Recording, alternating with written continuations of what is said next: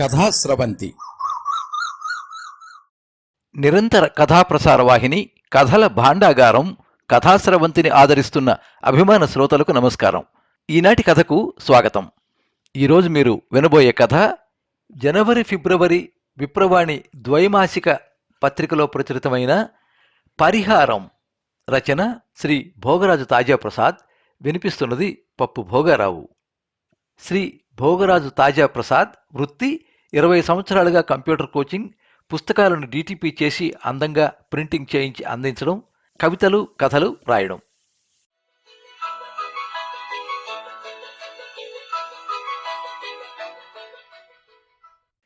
గుడి చుట్టూ 3 సార్లు ప్రదక్షిణలు చేసి గుడిలో దైవ దర్శనం చేసుకుని విగ్రహానికి ఎదురుగా ఉన్న ధ్వజస్తంభం ముందు ఉన్న చిన్న మెట్టు మీద కూర్చున్న శాస్త్రి గారిని చూసి, నమస్కారం శాస్త్రి గారు అన్నాడు సుబ్బారావు.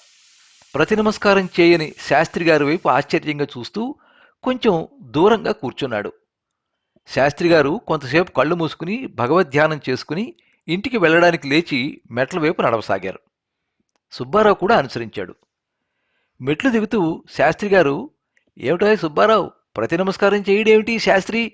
ఈ మధ్య వీడికి గర్వం ఎక్కువైంది అనుకుంటున్నావు కదా? అదేం లేదయ్యా, అందరితోనూ ఈ శాస్త్రి ఒక్కలాగే ఉంటాడు అన్నాడు శాస్త్రి గారు. సుబ్బారావు, ఇదేంటి నా మనసులో మాట ఇతనికి ఎలా తెలిసిందా అని అనుకుంటూ ఉండగానే, ఏమిటి నా మనసులో మాట శాస్త్రికి ఎలా తెలిసిందా అని అనుకుంటున్నావా అన్నారు శాస్త్రి గారు.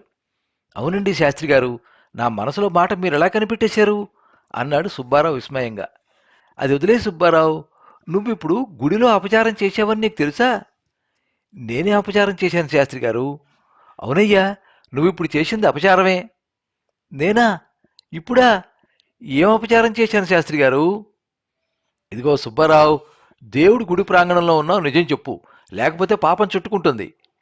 పుణ్యం చేసుకుందామని గుడికి వస్తే పాపం అంటకట్టడం అన్యాయం శాస్త్రి గారు. నేను అంటకట్టడం కాదయ్యా, నువ్వే మూట కట్టుకుంటున్నావు. పోనీ నేను చేసిన అపచారం ఏమిటండి? గుడిలో నాకు నమస్కారం చేశావా లేదా? చేశాను, అది నేను కాదనడం లేదే. అదే ఎక్కడ చేశావు అని అడుగుతున్నాను. మీరు ధ్వజస్తంభం ముందు ఉన్న మెట్టుపై కూర్చున్నప్పుడు. అదిగోనయ్యా, అక్కడే వచ్చింది చిక్కు. అదేమిటండి, మీరు వయసు మళ్ళినవారు, సంఘంలో పేరు ప్రఖ్యాతులున్నవారు, మీకు నమస్కారం చేయడం అపచారం ఎలా అవుతుంది? దానికి నాకు పాపం ఎలా అంటుకుంటుంది? పాపం అంటే పాపమే అవుతుంది సుబ్బారావు. నేను చేసిన అపచారం వల్ల పాపం ఏంటో చెబుతారా కాస్త? తెలిసి తెలిసి నాలాంటి వాళ్ళు పాపం చేయమండి. నాయనా సుబ్బారావు, తెలిసి చేసినా తెలియక చేసినా పాపం పాపమేనయ్యా.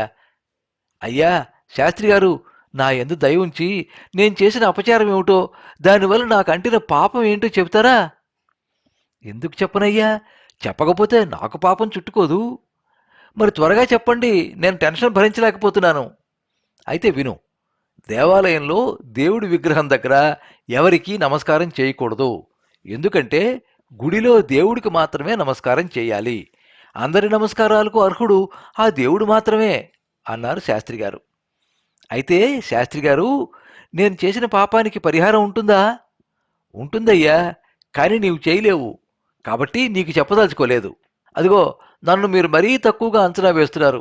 లేదయ్యా, నాకు తెలుసు అది నువ్వు చేయలేవుగాక చేయలేవు. నేను చేయలేనని అంత నమ్మకంగా ఎలా చెప్పగలుగుతున్నారు? ఇందాక నీ మనసులో మాట చెప్పినట్టే. నేను పరిహారం చేయగలనని నేను ఎలా నిరూపించుకోవాలో మీరే చెప్పండి. నా మీద ఒట్టేసి చెప్పు, నేను చెప్పిన పరిహారం చేసి పాప విముక్తుడినవుతానని. శాస్త్రి గారు, ఇది చాలా అన్యాయం.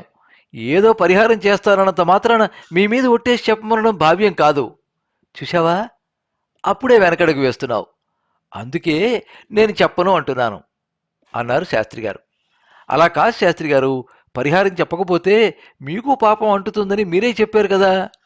పోనీ నా గురించి కాకపోయినా మీ పాప పరిహారానికైనా నాకు ఆ పాప పరిహార మార్గం చెప్పండి అన్నాడు ఎంతో తెలివిగా సుబ్బారావు. నువ్వు వయస్సు మళ్ళిన శాస్త్రి గారిగా భావించి మాత్రం నమస్కారం చేయలేదయ్యా. మరి ఒక కాబోయే డాక్టర్ తండ్రి శాస్త్రిగా చూసి భవిష్యత్తులో నా అవసరం రావచ్చేమోనని మాత్రమే నమస్కారం చేశావు అన్నారు శాస్త్రి గారు.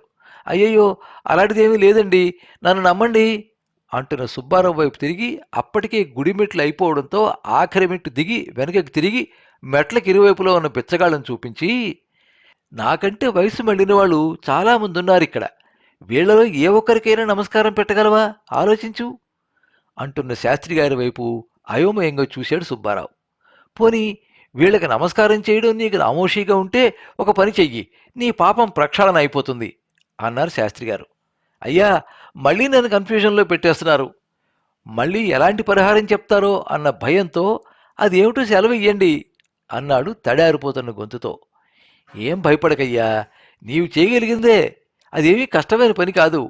అదేమిటంటే ప్రతి ఆదివారం వీరిలో ఒక వయసు మళ్ళిన ఒకరికి కడుపు నిండా భోజనం పెట్టు. మీ ఇంట్లో ఉన్న పాత మంచి బట్టలను దానం చెయ్యి.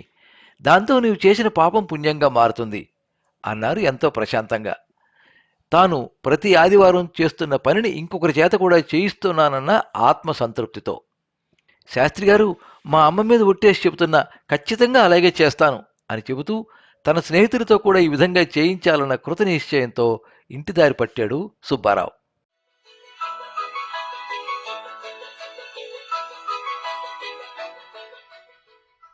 మీరింతవరకు పరిహారం కథ విన్నారు. రచన శ్రీ భోగరాజు తాజాప్రసాద్. వినిపించినది పప్పు భోగారావు. ఈ కథ విప్రవాణి జనవరి ఫిబ్రవరి ద్వైమాసిక పత్రికలో ప్రచురితమయ్యింది.